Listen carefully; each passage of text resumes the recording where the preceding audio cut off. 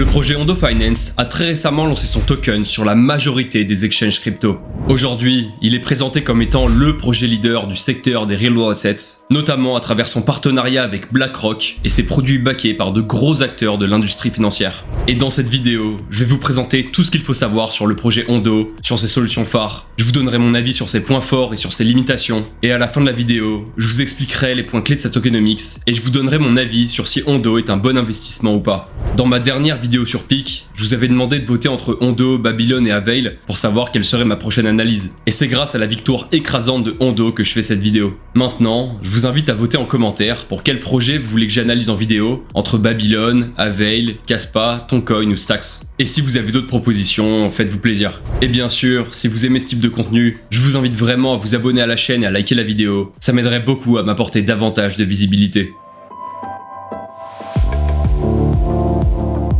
Avant de plonger dans le projet Ondo, je pense qu'un rappel rapide du narratif RWA peut être nécessaire pour les moins concentrés d'entre vous. Après, si vous voulez vraiment tout savoir sur ce narratif, je vous invite à regarder ma vidéo à ce sujet. Mais pour faire court, RWA, ça veut dire Real World Assets, et ça se réfère donc à la tokenisation d'actifs réels sur la blockchain. Ces actifs, ça peut être de l'or, du dollar, de l'immobilier, des actions, des ETF, etc.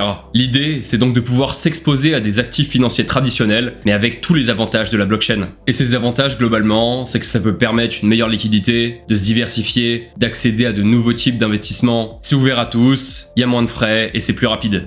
D'après certains grands acteurs comme le cabinet de conseil BCG, c'est un secteur qui pourrait atteindre 16 000 milliards de dollars d'ici 2030, ce qui est absolument gigantesque. Et le catalyseur de tout ce narratif dans la crypto, c'est aussi en grande partie le fait que BlackRock s'intéresse fortement à ce secteur et qu'ils ont même récemment lancé leur propre fonds tokenisé sur Ethereum. Et dans l'idée, si BlackRock s'y intéresse, tous les plus gros acteurs de la finance traditionnelle vont être poussés à s'y intéresser. Aujourd'hui, dans les projets crypto du secteur des Real World Assets, on retrouve majoritairement 4 secteurs différents. On a l'immobilier, dans lequel on peut retrouver Realty. On a les commodities, donc tout ce qui est or, etc., dans lequel on va retrouver Paxos. On a les stablecoins, dans lequel on va retrouver Circle, Tether. On a tout ce qui est crédit, dans lequel on va retrouver Centrifuge, Maple, Goldfinch. Et puis on a les bons du trésor américain. C'est là qu'on va retrouver Ondo, le projet de cette vidéo.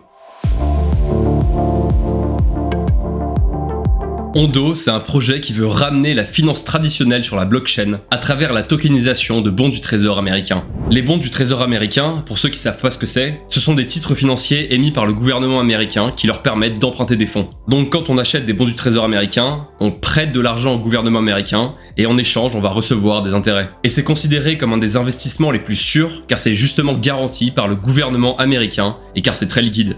Et donc Ondo a créé deux produits principaux autour de ce type de Real World Assets. On a tout d'abord le USDY, qui est une note tokenisée garantie par les bons du trésor américain à court terme et des fonds bancaires. En gros, c'est un genre de stablecoin qui permet d'obtenir un rendement grâce à son collatéral sous-jacent. On peut noter que cet actif est disponible pour les institutionnels et les particuliers. Par contre, il n'est pas accessible dans de nombreux pays pour des soucis de conformité réglementaire, dont les États-Unis, le Canada et le Royaume-Uni. Actuellement, le rendement de l'USDY est à 5,2% et il y a une TVL de plus de 236 millions de dollars dessus. On peut voir que le business model d'Ondo est assez simple. Ils prennent des frais sur le rendement de l'actif et ces frais sont de l'ordre de 0,12% sur les 5,32% de rendement que génère l'actif. Ce qui est intéressant aussi avec cet actif, c'est qu'on peut savoir clairement de quoi est composé son collatéral. Donc les actifs sous-jacents, sachant qu'en plus, il est surcollatéralisé à 3%. Comme on peut voir, ça va être en grande partie des bons du trésor américain gérés par les entreprises financières Morgan Stanley et StoneX. Et tout ça est également certifié par la société fiduciaire Ancora, qui fait des rapports journaliers et mensuels pour attester de la bonne présence du collatéral en bons du trésor. Globalement, ils essayent vraiment de mettre tout en place pour assurer la sûreté de l'actif et qu'il soit bien transférable 40 jours après son achat.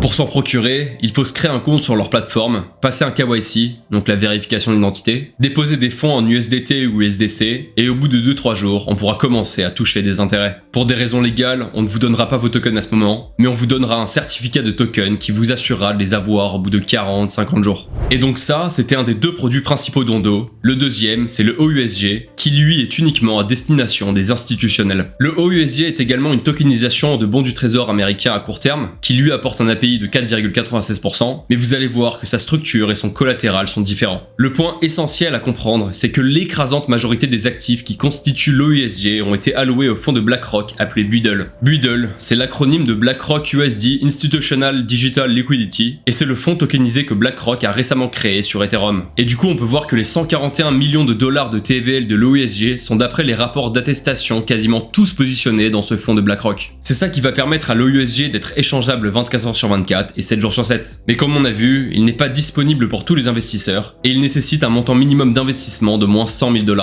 Après, faut savoir qu'Ondo a aussi lancé sa propre plateforme de prêt et d'emprunt. Cette plateforme est appelée Flux. C'est un fork de Compound V2 et globalement, ça permet donc à n'importe qui de prêter des stablecoins pour obtenir un rendement ou à l'inverse, d'emprunter des stablecoins en échange d'un dépôt de collatéral. La différence majeure avec un AAV ou un Compound, c'est que Flux est à la fois permissionless, car tout le monde peut par exemple prêter des USDC, mais à la fois permissionned, car si on veut emprunter des stablecoins avec de l'OSG en collatéral, on devra respecter certaines conditions. Et tout ce beau projet, il est actuellement dirigé par une équipe top niveau avec de très beaux profils. Les deux cofondateurs ont travaillé pendant 2 ans chez Goldman Sachs, leur Head of Business Development a travaillé pendant 5 ans chez Bitfinex et Tether, leur Chief of Strategy a travaillé pendant 8 ans en tant que Head of Digital Asset chez McKinsey, leur Head of Partnership a travaillé 2 ans chez BlackRock et leur Head of Compliance a travaillé pendant 5 ans en tant que Head of Digital Asset Compliance chez Goldman Sachs. On peut aussi noter qu'ils ont levé plus de 20 millions de dollars en 2022 auprès d'investisseurs comme Pantera Capital, Coinbase ou encore le fonds de Peter Thiel. Comme on vient de voir, Ondo est tout de même un projet très sérieux, mené par une équipe très solide. Les real droits d'assets qu'ils proposent sont backés par des acteurs financiers majeurs, ils essayent d'avoir le maximum de garanties de sécurité possible. Ondo utilise tout de même les fonds de BlackRock, qui sont les leaders de la finance traditionnelle, et en partie à l'origine même du narratif real droits d'assets. C'est pour ça que je pense que leur USDY et leur OUSG sont parmi les façons les plus sûres de l'écosystème d'obtenir un rendement sur de la crypto. En plus de ça, ils essayent de rendre leurs produits disponibles sur le plus de blockchains possible, donc forcément on retrouve Ethereum, et on a aussi du Solana, du Sui, du Aptos, du Polygon, etc. On peut voir que la TVL sur leur USDY augmente plutôt bien, même si la TVL du OUSG a apparemment un peu de mal à convaincre les institutionnels pour l'instant. Et puis évidemment, le narratif real droit d'assets dans lequel se place Ondo est un narratif très puissant depuis plusieurs mois, et pour sûrement au moins toute la durée du prochain bull run, si ce n'est plus. Mais Ondo est très loin d'avoir que des points forts, et le projet présente selon moi des limites assez problématiques. Déjà, on peut noter que contrairement à l'éthique crypto, qui veut que tout soit accessible par tout le monde de façon permissionless, pour accéder aux produits de Ondo, il faut passer un KYC. Et à cause de contraintes réglementaires, le USDY est indisponible dans de très nombreux pays. Tous les pays que vous voyez dans la liste que je mets à l'écran, ce sont des pays où on ne peut pas acheter l'USDY.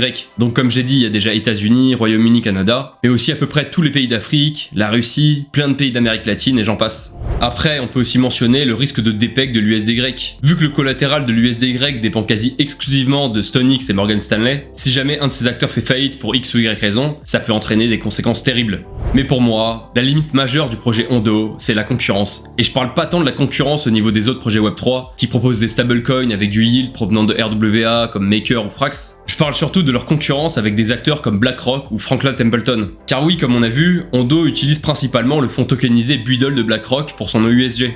Mais du coup, ça veut dire que BlackRock a aussi son propre fonds tokenisé, et qu'ils sont donc en quelque sorte concurrents de Ondo, car ils proposent un peu le même type de produit. En fait, une des seules différences que j'ai trouvées, c'est qu'ils ciblent des acteurs d'une taille légèrement différente, car Ondo propose un minimum de 100K d'investissement pour son USG, alors que le fonds Buidl de BlackRock, le minimum c'est 5 millions de dollars. Donc voilà, qu'est-ce qui empêcherait les clients de Ondo qui ont mis plus de 5 millions de dollars d'aller chez BlackRock, et qu'est-ce qui empêcherait BlackRock d'abaisser son montant d'investissement minimum à 100 000 dollars? Pour l'instant, ça a l'air de bien se passer entre eux, et il y a peut-être des choses que je ne sais pas ou que je ne comprends pas, mais pour moi, c'était important de mentionner ça. Sachant qu'en plus, BlackRock ne sont pas les seuls à faire ça. Il y a aussi Franklin Templeton, qui a un fonds tokenisé pour ses bons du trésor américain. Même si apparemment, leurs fonds sont sous des réglementations différentes. Pareil pour Ondo, c'est pas forcément les mêmes réglementations, donc ça entraîne d'autres distinctions, notamment il me semble au niveau des zones géographiques qui peuvent avoir accès à ces actifs. Et puis quand on regarde au niveau de la TVL, BlackRock est premier avec plus de 380 millions de dollars, Franklin Templeton les suit de près avec plus de 365 millions, et Ondo arrive seulement en 3ème position. Mais Ondo a encore selon moi une autre grosse limite, qui n'est-elle pas de la spéculation sur un risque futur, mais bien un défaut que le projet a actuellement, c'est à propos de l'inutilité colossale de son token.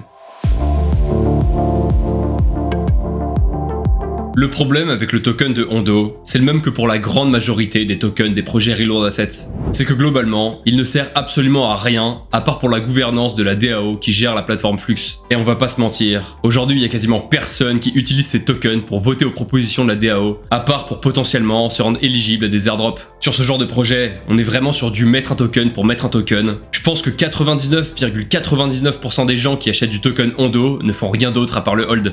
Et puis niveau distribution, comme beaucoup de projets récents, c'est pas une dinguerie. On est sur uniquement 2% pour la vente publique initiale qui s'est déroulée sur CoinList. On a 12,9% pour les private sales, ce qui est pas non plus énormissime, mais bon, le projet a pas levé tant que ça non plus. Et c'est là que ça devient très très flou. On a 33% de la supply pour le développement du protocole et 52,1% pour la croissance de l'écosystème. Ces parties de la supply sont donc sûrement contrôlées par la team, car ils ont pas affiché clairement leur allocation dans le camembert. Donc ça fait plus de 80% de la supply du token qui est entre les mains de la team. Après, on peut noter qu'il y a actuellement seulement 14% de la supply qui est débloquée et que le prochain gros unlock est en 2025 et celui d'après en 2026, donc on va dire que ça limite la pression vendeuse pour ce bullrun. Le token Hondo est disponible à l'achat sur tous les plus gros exchanges crypto sauf Binance, ce qui est plutôt pratique. Actuellement le token est à 80 centimes, ce qui nous fait une market cap de plus d'1 milliard de dollars pour une fully diluted value de plus de 8 milliards de dollars. Et ça en fait la crypto real world asset la plus capitalisée de toutes, avec une FDV 8 fois supérieure à la FDV de la deuxième crypto real world asset la plus capitalisée. Donc est-ce que je pense que c'est un bon investissement? Honnêtement, je suis un peu mitigé. À la fois le projet est très crédible, avec une équipe solide, des produits solides, des partenaires solides dans un narratif solide, mais derrière le projet a quand même pas mal de défauts et de limites. Après, c'est sûr qu'une grande partie des projets real world assets ont à peu près les mêmes défauts que Hondo, voire pire. Donc je pense que malgré sa forte capitalisation, il a quand même une marge de croissance assez correcte, car en bull run, ce n'est clairement pas uniquement l'utilité du token qui conduit la pression acheteuse. Et Hondo se place vraiment en tant que tête d'affiche de ce narratif real world assets.